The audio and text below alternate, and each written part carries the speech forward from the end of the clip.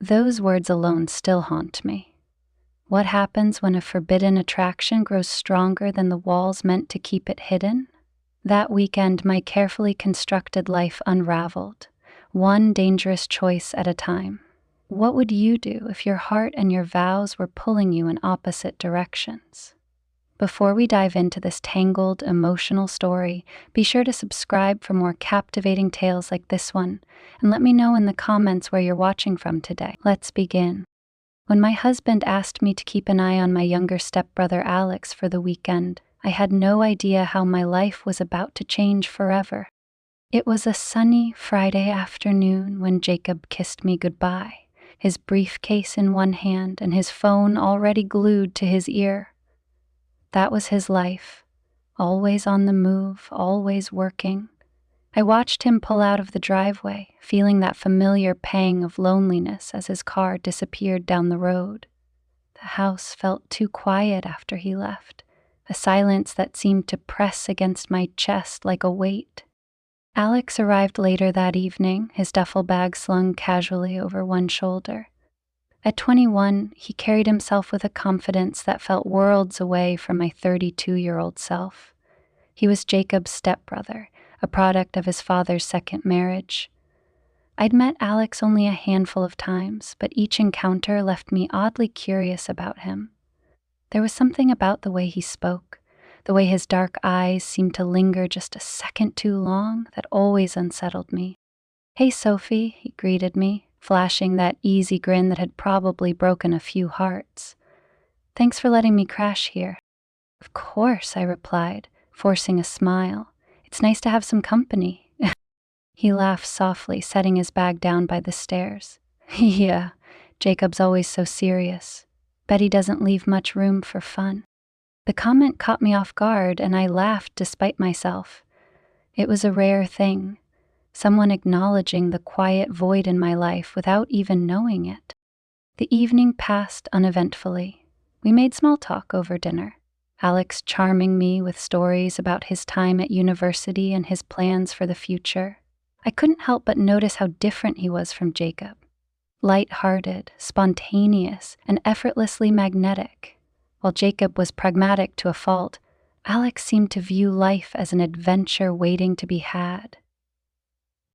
After dinner, Alex excused himself to unpack, and I retreated to the living room with a glass of wine. As the minutes ticked by, I found my thoughts wandering back to him. His laugh, the way his smile seemed to light up the room. It was harmless, I told myself, just an innocent curiosity. But later, as I stood in the kitchen cleaning up, I caught sight of him through the open doorway. He was leaning against the banister, his phone in hand, but his gaze was fixed on me. Our eyes met for a moment, too long, and I felt a strange heat rise in my cheek. "Need any help?" he called out, his voice warm and teasing. "I've got it," I replied quickly, turning back to the sink. My heart raced, though I couldn't understand why. That night, as I lay in bed, I couldn't shake the image of his gaze, the way it seemed to see right through me. I tried to brush it off as nothing, a fleeting moment, a trick of my overactive imagination. But the next morning, it happened again. I was sitting at the kitchen table, sipping coffee and scrolling through my phone, when Alex strolled in, shirtless and tousle-haved. I froze, the mug halfway to my lip. "Morning," he said, grabbing an apple from the counter. His voice was rough with sleep, and I noticed the faint stubble on his jawline. "Morning," I replied, my tone more clipped than I intended. He smirked, clearly enjoying my discomfort, and took a seat across from me. You always this tense, or is it just me?" I let out a shaky laugh, trying to ignore the way his eyes seemed to dance with mischief. "Just not used to company this early." "Guess I'll have to get you used to it then," he teased, taking a bite of his apple. I should have shut it down right then. I should have reminded him that I was his older brother's wife, that this banter was inappropriate. But instead, I found myself laughing, drawn in by his charm despite my better judgment. The rest of the day passed in a blur of small moments that felt heavier than they should have. Alex offered to help me in the garden, his presence too close as we worked side by side. I caught him watching me once or twice, his gaze lingering in a way that made my pulse quicken. By the time evening came, I felt like I was losing my grip on reality. I told myself it was all in my head, that Alex wasn't doing anything wrong. But deep down, I knew better. That night, as we sat in the living room watching a movie, the air between us felt electric. Alex stretched out on the couch beside me, his arm brushing against mine. I told myself it was accidental, but when I glanced over, I saw the faintest hint of a smile on his lips. "Comfortable?" I asked, my voice more strained than I intended. "Very," he replied, not moving an inch. I didn't sleep that night. Instead, I lay awake, staring at the ceiling, haunted by the memory of his touch and the way my body had betrayed me by leaning into it. And for the first time, I allowed myself to admit the truth. I was drawn to Alex in a way I couldn't explain. And worse, I didn't want to stop it. The next morning, I woke early, determined to shake the strange feelings Alex had stirred in me. I told myself it was just a passing infatuation, a foolish reaction to the monotony of my life. Jacob had been gone for only a day, and already I was feeling restless. Surely that was all it was. But when I came downstairs and found Alex already in the kitchen, my resolve faltered. "Whoa," he greeted me with a grin, his dark hair still damp from a shower. He was leaning against the counter, sipping coffee from one of Jacob's favorite mugs. "You're up early?" "I couldn't sleep," I admitted, trying to keep my tone light as I busied myself making toast. I didn't want to meet his eyes, but I could feel his gaze on me, warm and probing. "Same here," he said, his voice softening. "I guess I'm still getting used to being in someone else's house." I glanced at him then, caught off guard by the vulnerability in his tone.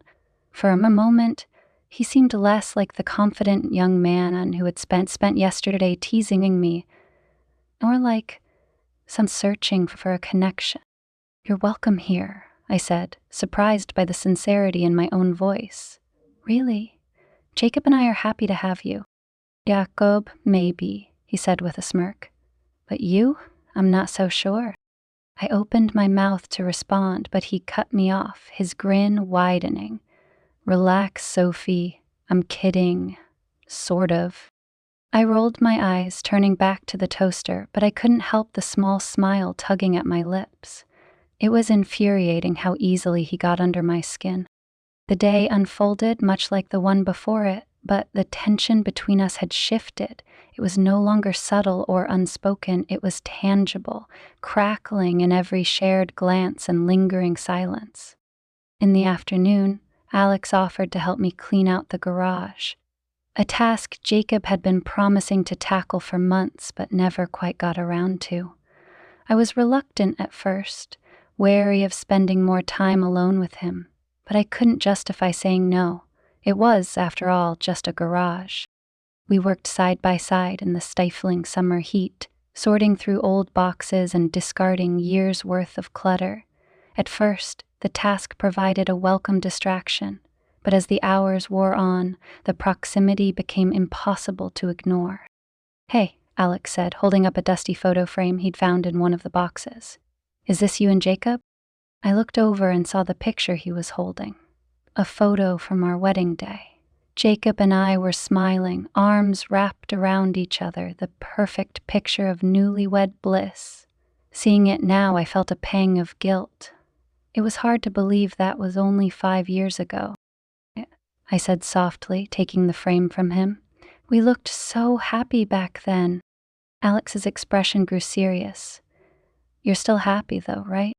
I hesitated, unsure how to answer. "Marriage has its ups and downs," I said finally, avoiding his gaze. "But Jacob's a good man. He works hard."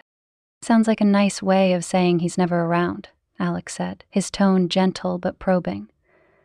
"You don't have to sugarcoat it, Sophie. I can see how lonely you are." The words hit me like a punch to the chest. I wanted to deny it, to tell him he was wrong, but I couldn't. He saw me. Really saw me. In a way Jacob hadn't in years. It's complicated, I said, my voice barely above a whisper. Alex stepped closer, his eyes locked on mine. Does he even know how lucky he is to have you? I felt my breath catch in my throat. His words were simple, but they carried a weight that left me reeling. Before I could respond, he reached out and brushed a stray strand of hair from my face, his touch sending a shiver down my spine. You deserve to feel wanted, Sophie, he said softly. The moment hung between us, heavy and charged. I should have stepped back, should have told him to stop, but I didn't. Instead, I stayed frozen, caught in the pull of his gaze. Alex, I began, my voice trembling, but he stepped back before I could finish. Sorry, he said, his tone lighter now, though his eyes still held that same intensity. I didn't mean to make things awkward. He walked away then, leaving me standing there, my heart racing and my thoughts spinning. That night I found myself lying awake again, replaying the moment in the garage over and over in my mind. Alex's words echoed in my ears, mingling with the memory of his touch. I hated how much they affected me, how much I wanted to believe him. The next day, the tension between us reached a breaking point. It started innocently enough, a shared cup of coffee at the kitchen table, a joke about Jacob's tendency to leave his socks everywhere. But as the conversation went on, the banter grew more pointed, the lines between teasing and flirtation blurring. You're not what I expected, Alex said, leaning back in his chair. Jacob always made you sound so proper. Proper? I repeated, raising an eyebrow. What's that supposed to mean? He shrugged, a sly smile playing on his lips. I don't know. I guess I didn't expect you to be so fun. Well, I hate to disappoint, I said, trying to keep my tone light, but my pulse quickened under his gaze. You're not a disappointment, Sophie, he said, his voice dropping to a low, almost intimate tone. Far from it. The words hung in the air, thick with unspoken meaning. I wanted to tell him to stop, to remind him and myself that this was wrong.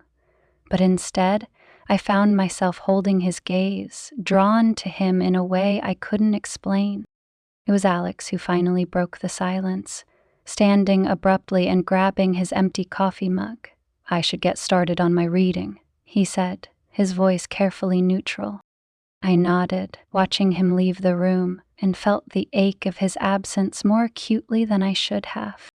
I knew I was walking a dangerous line, but for the first time in years, I felt alive. By Sunday, the air between Alex and me was so thick with unspoken tension that every word, every glance, felt like a spark waiting to ignite. The storm that rolled in that evening was the perfect metaphor for what was brewing inside me. Heavy rain lashed against the windows, thunder rumbling low in the distance, as if the universe itself was mirroring my turmoil. We were stuck indoors, the house dark except for the warm glow of candles scattered throughout the living room. The power had gone out an hour earlier, leaving us with little to do but wait it out. Alex sat across from me on the couch, his silhouette illuminated by the flickering light. His presence was magnetic, pulling me toward him in a way that defied reason. Do you ever just sit and think about how fragile everything is? Alex said, suddenly breaking the silence. His voice startled me, pulling me from my thoughts. What do you mean? He leaned forward, resting his elbows on his knees. Life, relationships. One moment everything's fine, and the next, it's not. It's like everything can change in an instant. I swallowed hard, sensing the weight behind his words.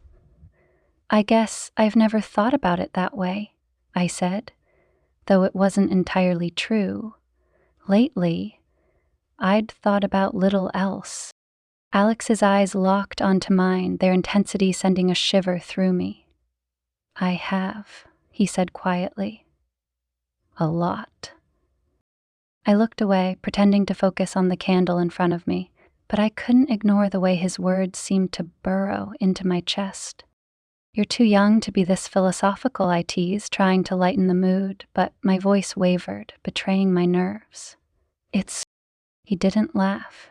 Instead, he stood and crossed the room, his movements slow and deliberate.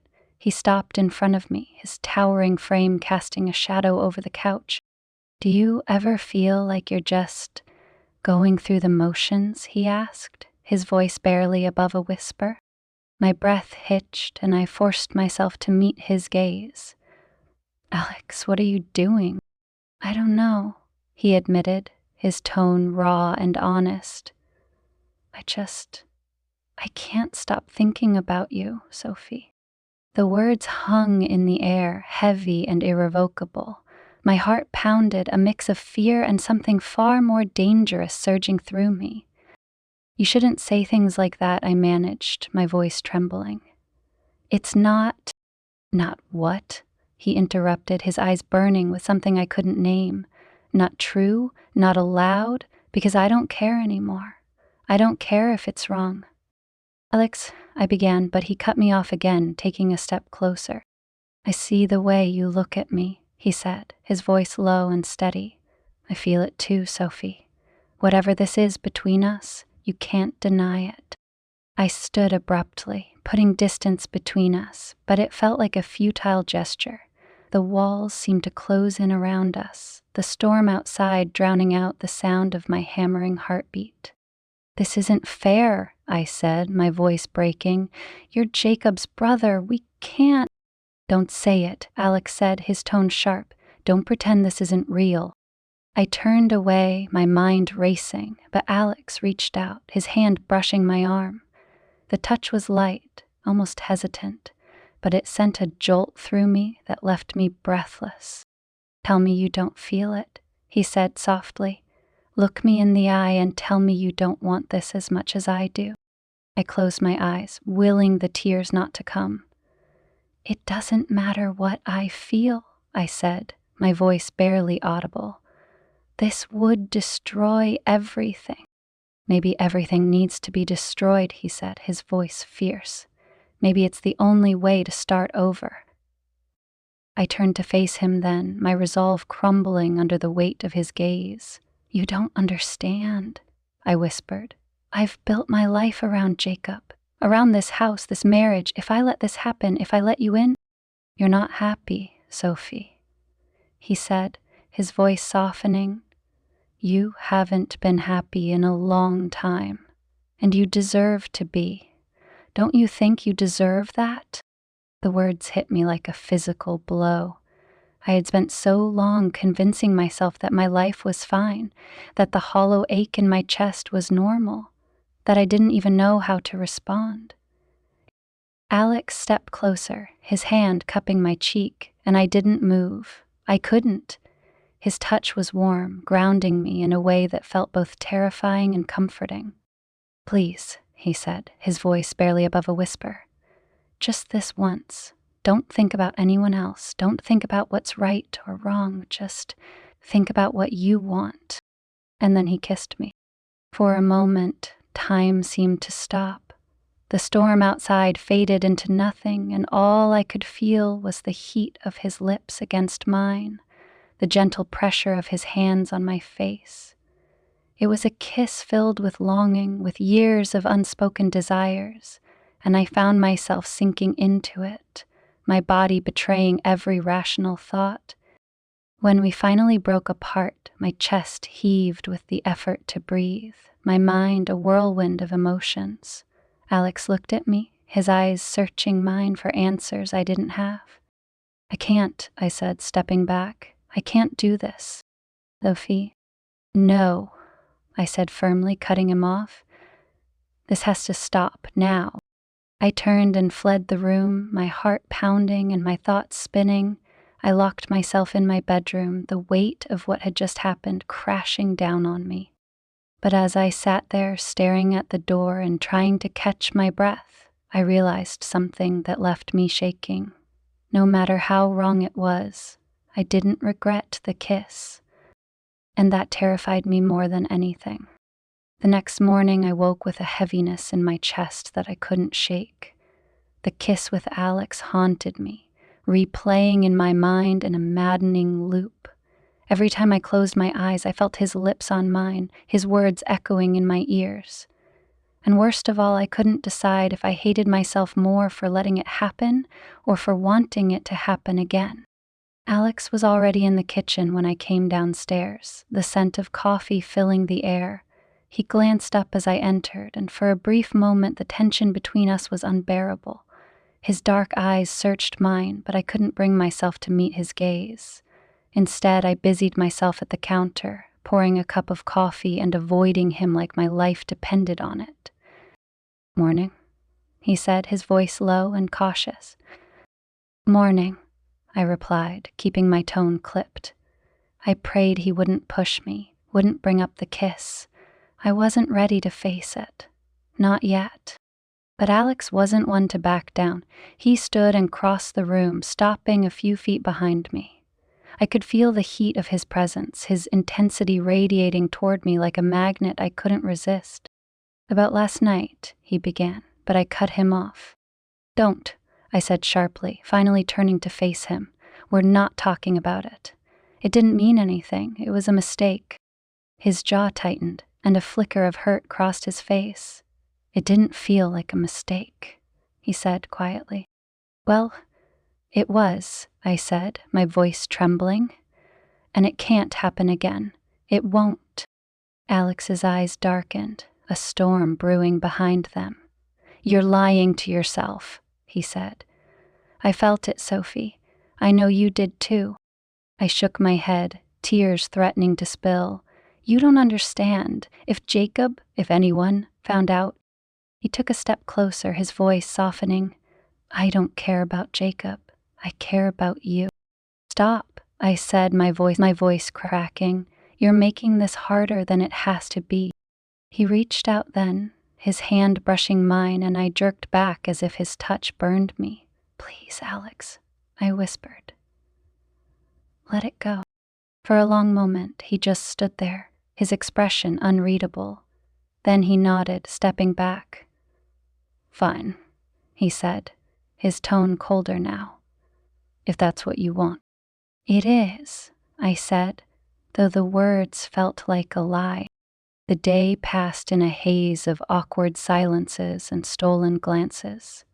Alex kept his distance, and I tried to convince myself that it was for the best. But every time I caught sight of him, his broad shoulders, the way his hair fell into his eyes, I felt a pang of something I couldn't name. Regret? Longing? Both? That evening, as we sat down for dinner, the tension was almost unbearable. The clatter of cutlery and the sound of rain against the windows filled the silence, but neither of us spoke. Finally, Alex broke the quiet. "I'll be heading back to campus tomorrow," he said, his voice flat. "Thanks for letting me stay." "Of course," I said, my throat tightening. "It was nice having you here." He didn't respond, and the rest of the meal passed in silence. When it was over, he excused himself and disappeared upstairs, leaving me alone with my thoughts. Late that night, as I lay in bed, I heard a knock at my door. My heart leapt into my throat and I froze, torn between answering and pretending I hadn't heard it. But the knock came again, softer this time, and I knew it could only be Alex. I hesitated for what felt like an eternity before finally getting up and opening the door. He stood there, his expression a mix of frustration and desperation. "Can we talk?" he asked, his voice barely above a whisper. I glanced down the hall, my paranoia kicking in, but the house was silent. Jacob was still out of town, and there was no one else here to catch us. Still, I hesitated. "Please," Alex said, and the vulnerability in his voice broke down my resolve. I stepped aside, letting him in, and closed the door behind him. He stood in the middle of the room, his hands shoved into his pockets, his eyes fixed on the floor. "I can't leave things like this," he said finally. "I need to know how you feel. I need to know if we mean anything to you? Alex, we can't, I began, but he interrupted me. Don't tell me what we can't do, he said, his voice rising. I'm sick of pretending this isn't real, Sophie. I know you feel it too. I see it every time you look at me. Stop, I said, my voice trembling. You don't understand what you're asking of me. If Jacob found out, then leave him, Alex said, stepping closer. If you're not happy, why stay? You deserve more than this. You deserve to be with someone who sees you, who loves you for who you are. I stared at him, my heart pounding. His words cut through all the defenses I'd spent years building, exposing the raw truth I'd tried so hard to ignore. I wasn't happy. I hadn't been for a long time. And Alex, young, reckless, and flawed as he was, made me feel alive in a way I hadn't felt in years. But could I really throw everything away for him? Could I risk the fallout, the betrayal, the shame? I can't, I whispered, my voice breaking. I'm sorry, Alex. I can't. He looked at me for a long moment, his eyes searching mine before finally nodding. Okay, he said quietly, if that's what you want. And then he was gone, leaving me alone in the dark. The next morning, the house was still. It was the kind of quiet that felt hollow, as if all the life had been drained out of the air. Alex's duffel bag was already packed and sitting by the door when I came downstairs. He stood in the living room, staring out the window at the rain-soaked driveway, his posture tense. You're leaving early, I said softly, though I'd known he would. He turned, his eyes meeting mine briefly before looking away. Yeah, figured I should head back before the weather gets worse. I nodded, gripping the edge of the kitchen counter to steady myself. The weight of our unspoken goodbye pressed down on me like a physical thing. Do you need a ride to the station? No, I've got it covered, he replied, his voice distant. Thanks, though. We stood in silence for a moment, the distance between us feeling insurmountable. I wanted to say something, anything, to fix the mess I'd made, but the words wouldn't come. What was there to say? That I cared about him? That I wanted him? That I was too much of a coward to act on it? Alex, I began, but he cut me off. It's fine, Sophie, he said, his tone resigned. I get it. You don't, I said, my voice trembling. You don't understand how much this is killing me. He turned to face me fully then, his eyes blazing with emotion. Then why are you letting it? Why are you choosing to stay miserable when you don't have to? Because it's not that simple, I shot back, my voice cracking. This isn't just about me. It's about Jacob. It's about the life we've built together. I can't just throw that away because you love me, Alex said, his voice soft but unrelenting. The words hung in the air, sharp and inescapable. I felt my chest tighten, the truth of it cutting through me like a knife. But I couldn't bring myself to say it. Admitting it would make it real, and real meant consequences I wasn't ready to face. I can't do this, I whispered, tears spilling over. I'm sorry, Alex. His shoulders slumped and he let out a bitter laugh. Yeah, he said. Me too. He left without another word, the door clicking shut behind him with a finality that made my heart ache. I watched from the window as he walked down the driveway, his duffel bag slung over his shoulder, rain soaking his hair and clothes. He didn't look back. For the rest of the day, I wandered the house like a ghost. Every room seemed to echo with his absence, every corner a reminder of the moments we'd shared. The kitchen still smelled faintly of his cologne, and the couch bore the imprint of where he'd sat the night before. It was unbearable, and yet I couldn't bring myself to leave. When Jacob called that evening to check in, I forced myself to sound cheerful, pretending everything was fine. He didn't notice anything amiss, too preoccupied with work to ask how I was really doing. When I hung up, I felt a surge of anger, not at him but at myself, for letting things get this far, for craving something I knew I could never have.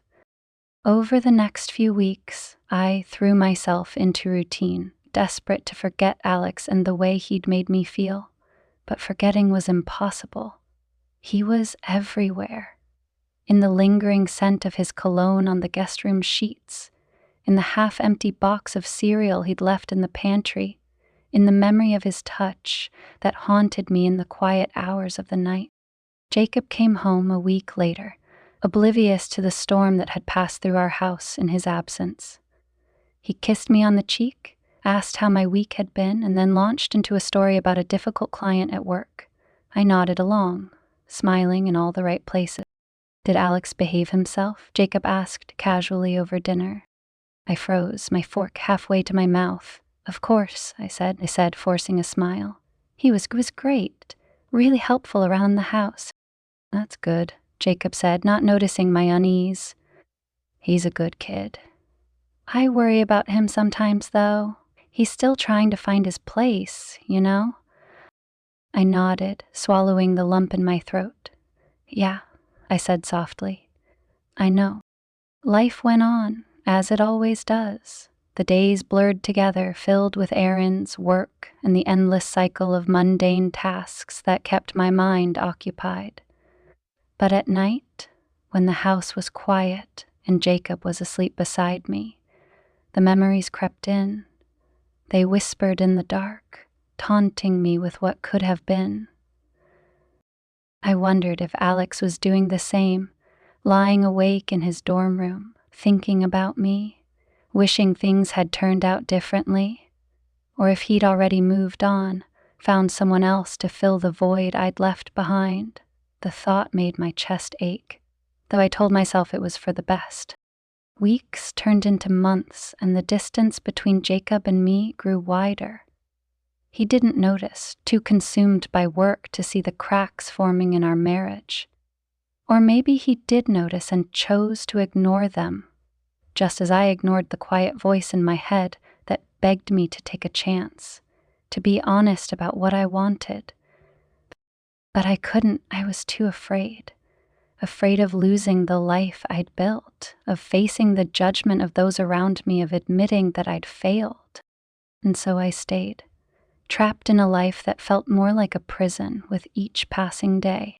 One evening, months after Alex had left, I found myself scrolling through social media, mindlessly liking photos of friends and acquaintances. And then I saw it, a picture of Alex smiling with a girl I didn't recognize. They were at a party, his arm draped around her shoulders, both of them laughing. My heart clenched, jealousy flaring hot and sharp before I could suppress it. He looked happy, I told myself. He was moving on. And that was what I wanted, wasn't it? For him to find someone who could give him everything I couldn't? But as I stared at the photo, I felt something break inside me. A quiet, aching regret that I would carry with me for the rest of my life. The first time I saw Alex again after he left was at Jacob's father's birthday party 6 months later. Jacob had been invited, and though I had hoped Alex might not attend, I knew deep down that he would. After all, it was his father too. The event was held at a lavish country club, the kind of place Jacob's father favored to flaunt his wealth. Chandeliers sparkled overhead, and the hum of polite conversation mingled with the clinking of wine glasses. I felt out of place, as I always did at these gatherings, but I pasted on a smile and played the role of the dutiful wife. Jacob was already deep in conversation with his father and some of his colleagues when I spotted Alex across the room. My heart stopped. He looked different, older somehow. His hair was slightly longer, his jawline sharper, and he moved with a confidence that took my breath away. He was standing with a small group of people, laughing at something someone said, but then his gaze shifted, and our eyes met. The air seemed to vanish from the room. For a moment, neither of us moved, the noise and chaos around us fading into nothing. And then, slowly, he excused himself from the group and started walking toward me. I panicked. My hands gripped the stem of my wine glass so tightly I thought it might shatter. I glanced around, searching for Jacob, but he was still engrossed in his conversation, oblivious to the storm brewing just a few feet away. "Sophie," Alex said when he reached me, his voice low and even. It sent a shiver down my spine, though I tried to hide it. "Alex," I replied, forcing myself to sound calm. "It's good to see you." He raised an eyebrow, his lips curving into a wry smile. "Is it?" I opened my mouth to respond, but no words came out. Instead, I glanced away, the guilt and longing swirling inside me like a tempest. Being this close to him again was unbearable. "Can we talk?" he asked, his tone softening. "Not here," I said quickly, my pulse racing. "Jacob doesn't even know I'm standing here," Alex finished for me, glancing in Jacob's direction. "He's not going to notice. He never does." The words hit me harder than they should have, the truth of them cutting deep. Still, I hesitated. "It's not a good idea," I said, though my resolve was crumbling with each passing second. "Please," Alex said, his voice so quiet it was almost a whisper. "Just for a minute." I nodded before I could stop myself. He gestured for me to follow him, and I set down my wine glass, my hands trembling. We slipped out onto the balcony, the cool evening air a stark contrast to the warmth of the crowded room inside.